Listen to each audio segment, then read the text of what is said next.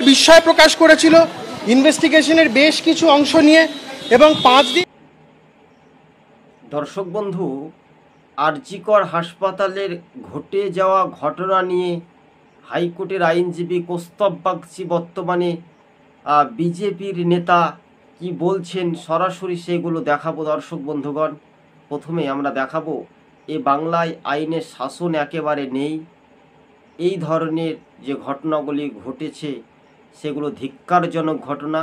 আমরা কোন রাজ্যে বসবাস করছি, যে রাজ্যে মহিলা মুখ্যমন্ত্রী হয়ে মহিলা মা বোনেদের ওপর নির্যাতন থেকে, আক্রমণ থেকে, শ্লীলতাহানি থেকে ধর্ষণ হচ্ছে, এই রাজ্যের গণতন্ত্র কোথায়?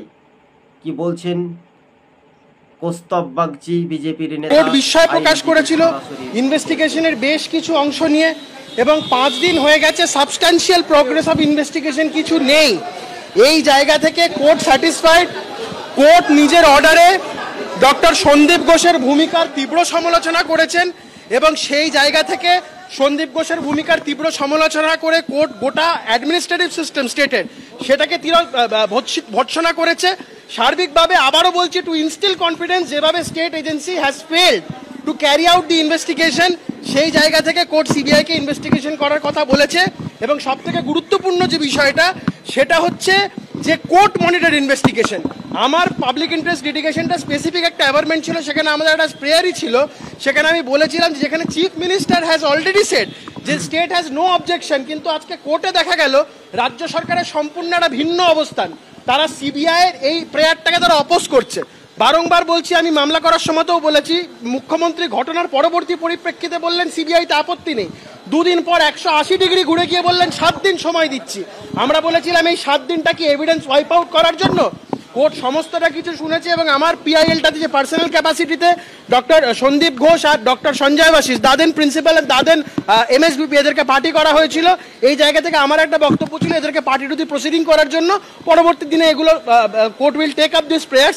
কিন্তু অ্যাজ অফ নাও কোর্ট যে সিবিআই অর্ডার দিয়েছে এটাতে আমরা অত্যন্ত খুশি। আমরা আশা করি এবারে বিচার পাওয়া যাবে। বিচারপতি ক্ষোভ প্রকাশ করেছেন একদিকে পুলিশের ভূমিকা এবং একই সঙ্গে হাসপাতাল কর্তৃপক্ষের ভূমিকা নিয়ে একাধিক জায়গায় অসন্তোষ প্রকাশ করেছেন এবং তারপরেই সিবিআই তদন্তের নির্দেশ। আর এক প্রতিনিধি সৌভিক মজুমদার টেলিফোনে রয়েছেন এই মুহূর্তে আমাদের সঙ্গে। সৌভিক, দেখো, মাননীয় প্রধান বিচারপতির তরফে যে নির্দেশ দেওয়া হয়েছে সেই নির্দেশে খুব স্পষ্ট করে বলা হয়েছে যে এই মামলার তদন্তভার অবিলম্বে সিবিআই কে দেওয়া হলো। এখন প্রশ্ন উঠবে যে কেন এই মামলার তদন্তভার সিবিআই কে দেওয়া হলো। তার কারণ হলো মাননীয় প্রধান বিচারপতি মনে করছেন যে এই ঘটনার পরে, অর্থাৎ আরজিকরের ঘটনার পরে 5 দিন কেটে গিয়েছে, কিন্তু এখনো পর্যন্ত তদন্তের ক্ষেত্রে কোনো রকম উল্লেখযোগ্য অগ্রগতি নেই।